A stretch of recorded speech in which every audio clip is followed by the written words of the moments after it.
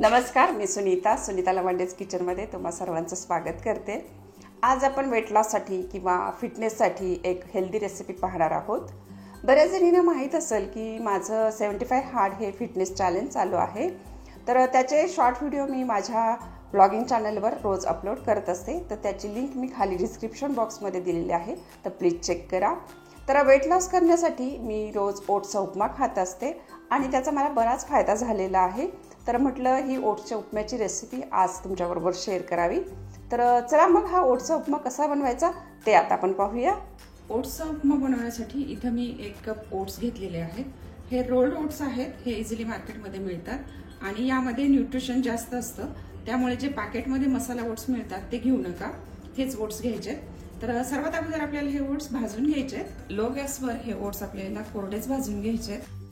तर सतत हलवत हे ओट्स आपण भाजून घेऊया। फार वेळ लागत नाही, हे 2-3 मिनिटातच भाजून होतात, पण गॅसची फ्लेम लोच ठेवा, नाहीतर हे लगेच पटकन करपले जातात। हे जास्त ब्राऊन होऊस्तर भाजायचे नाहीत, फक्त हे जरा क्रिस्पी होऊ द्यायचे आणि यातलं जरा मॉइश्चर गेलं की हे आपण काढून घेऊ। ओट्स असे भाजून घेतले की मग काय होतं की याचा कच्चा वास येत नाही आणि त्यामुळे मग आपलं उपीट छान टेस्टी बनतं। तर ओट्स छान भाजले गेले, तर चला आपण गॅस बंद करून हे एका प्लेटमध्ये काढून घेऊ।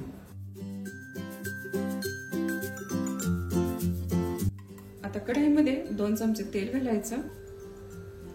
तेल तापलं की यामध्ये अर्धा चमचा मोहरी तडतडली की यामध्ये अर्धा चमचा जिरे, 1 हिरवी मिरची, 7-8 कढीपत्त्याची पानं, पाव चमचा हळद, त्यानंतर 1 मीडियम साईजचा कांदा घालून हे जरा परतून घ्यायचं।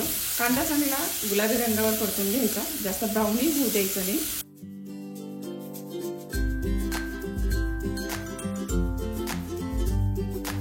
कांदा छान गुलाबी परतला गेलाय, तर आता यामध्ये आपल्या आवडीनुसार भाज्या घालायच्या।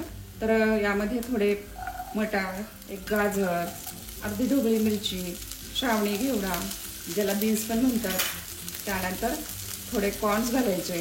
तुम्हाला ज्या भाज्या आवडतील त्या भाज्या घाला। आपण हा उपमा वेट लॉससाठी बनवतोय, त्यामुळे याच्यामध्ये भरपूर भाज्या घाला। आता ह्या भाज्या जरा 2 मिनिट चांगले परतून घ्यायच्या। भाज्या 2 मिनिट परतल्यानंतर यामध्ये अर्धा टोमॅटो घालायचा। लगेचच यामध्ये चवीप्रमाणे मीठ घालायचं। 2 मिनिट हे जरा परतून घ्यायचं।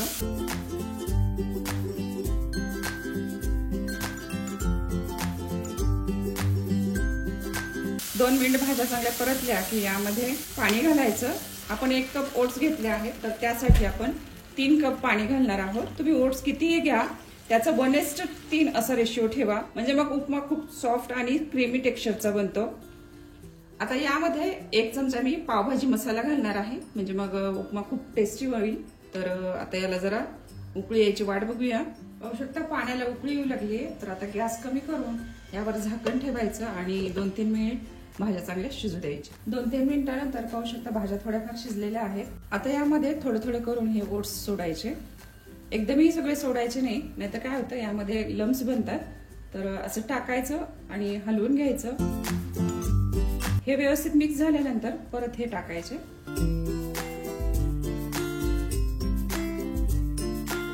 ओट्स खूप पाणी शोषून घेतात, त्यामुळे आपलं पोट खूप भरतं आणि मग आपल्याला सारखं खाण्याची इच्छा होत नाही, क्रेविंग होत नाही। आणि ओट्स मध्ये भरपूर प्रमाणात फायबर आणि प्रोटीन असतं।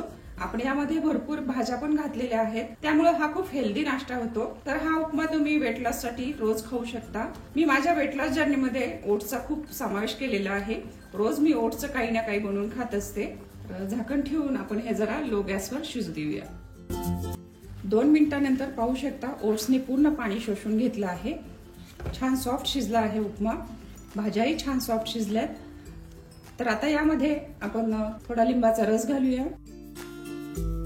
त्यानंतर बारीक कापलेली कोथिंबीर। तर आपला हा हेल्दी ओट्सचा उपमा रेडी आहे। हा उपमा 2 ते 3 लोकांना सहज पुरतो। चला गॅस बंद करून उपमा आपण सर्व करूया। हा ओट्सचा उपमा तुम्ही ब्रेकफास्ट किंवा डिनर साठी खाऊ शकता। मी वेट लॉस साठी ह्या ओट्सच्या रेसिपीज बनवत असते। याआधी पण मी ओट्सच्या चिलेची रेसिपी अपलोड केलेली आहे, तर प्लीज चेक करा। 2 ते 3 लोकांना हा आरामशीर उपमा पुरतो। मस्त झालाय उपमा।